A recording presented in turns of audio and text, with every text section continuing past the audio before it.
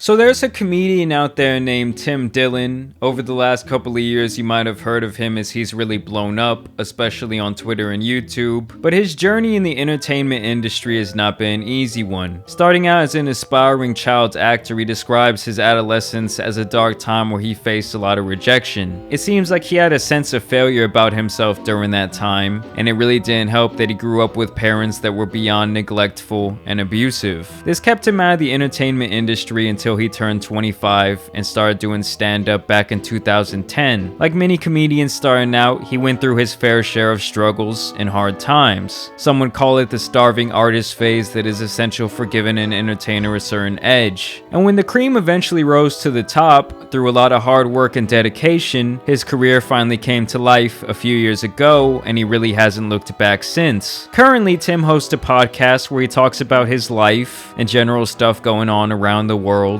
and on the internet. He is a no bullshit style of comedian who isn't afraid to call out societal norms that quite frankly make no sense. I don't always agree, but the man does make some good points, he gives some good advice, and he's not afraid to really go off the comedic deep end to truly entertain his audience. So David Dobrik, he murdered what, 6 Asian people? I've never seen a virgin pick up a car. Yeah. They pick up AK-47s now. That's the problem. Virgins now are picking up AR-15s. Avril Lavigne, remember her? Oh, yeah. She Skater did boy? say that she likes Avril Lavigne. I think... Is Avril Lavigne no longer a hit? She's just kind of... Oh, I mean, Avril People Lavigne think is she like, died, and then she had like forget some medical issue. Best case, she died. That's the best case. Avril Lavigne is dead. So from time to time, he has really been known to absolutely bust some people's balls, especially when he frequents these different podcasts with his comedian circle of friends. One of the podcasts he is a recurring guest on is called Good For You, hosted by comedian Whitney Cummings, who has been on the entertainment scene for over 20 years. Some of you might remember she wrote and produced this show called Two Broke Girls. I haven't ever seen the show, but to my knowledge, this is what gave her more mainstream notoriety. She has several comedy specials under her belt, and she is a very hardworking person. With that being said, she is also a very Hollywood industry affiliated person who relies on those connections to continue making a living. And this was kind of just the nature of the beast during her era when you really had to have a connection to get put on. Tim, on the other hand, really didn't blow up until the social media do-it-yourself era, and like many people today, has built his own empire of supporters to sustain a living by constantly producing and being involved in good content. So obviously they had a little back and forth about this. This unspoken thing between old Hollywood and young Hollywood. And that's what's happening here. And I'm old Hollywood. Yeah, you're a legend. By the way, classic. you're not any Hollywood. You're young I'm internet. young Hollywood. You've never been Hollywood. But that is Hollywood No, now. it's young internet. No, but that is Hollywood Hollywood still now. exists. No one Yes. cares about your friends like Sandra Bullock. No one cares about them. I'm just saying. No one okay, cares. The fucking I'm the telling thing where you, the thing where she wore the blindfold in the canoe got 50 million What views was that, more than 4 years ago? I'm just saying. Bird Box? By the You're way- bringing up Bird Box?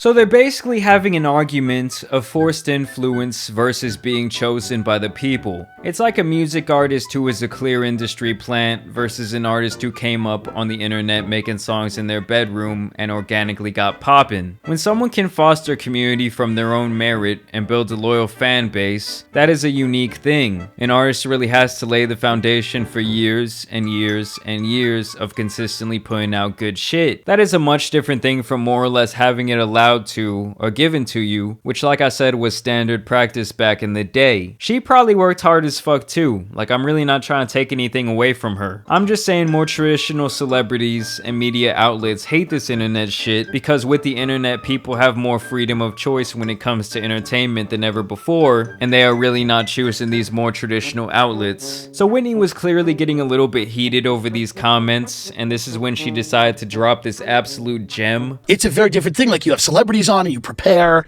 and you do all this stuff, and I respect that, but it's like what we do, it's just a I'm little insecure, different. Tim. I don't have the white man thing of I'm just like, who wouldn't want to hear me talk for 3 hours about anything? Like, I'm not allowed to be boring. I have to be twice as good to get half as much respect.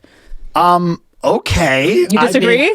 Maybe. Well, how so? What about half the country that are women that are not listening to those women? That's great. Agree. So she says she has to be twice as good as her male contemporaries to even stand a chance. Look, I'm not saying it's easy as any sort of minority to break into an industry dominated by people who don't look like you, but people really need to stop thinking in the micro and really look at the macro of the whole situation. And I'm not just talking about only her, but many people out here blaming their misfortunes on different variables. Because I could make the very same argument that if she wasn't pretty, tall, white, and born in America, that she wouldn't be shit. You know, at the end of the day, we all have our strong and our weak points. Men, women, black, white, Asian, Hispanic, old, young. But the thing is, sometimes you can take your disadvantage and make it a positive thing. Like, it might be harder to get through that door, but once you do, you're gonna stand out because you're different from everyone else. I guess what I'm trying to say is, it's not the world's fault or a societal problem that people don't want to hear extensive content from you. And it's not because you're a woman. In fact, I'd bet money that at some point being a woman really helped her in some way further her career. Is there any proof in history that people want to listen to women talk for 3 hours a week? Is it always their fault?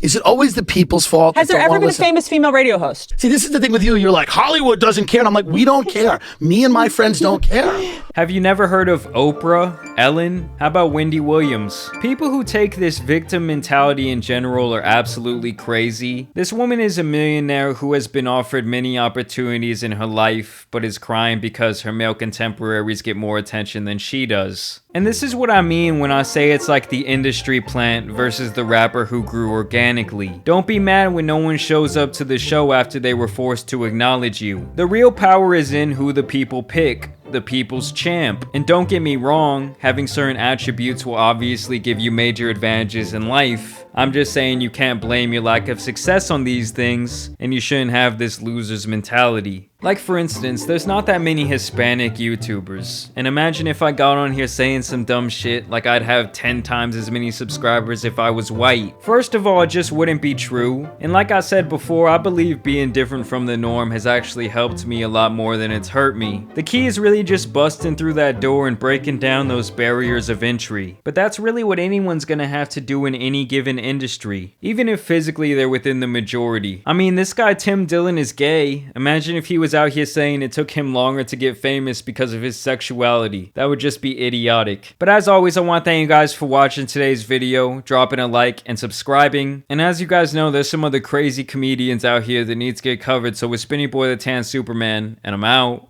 Peace!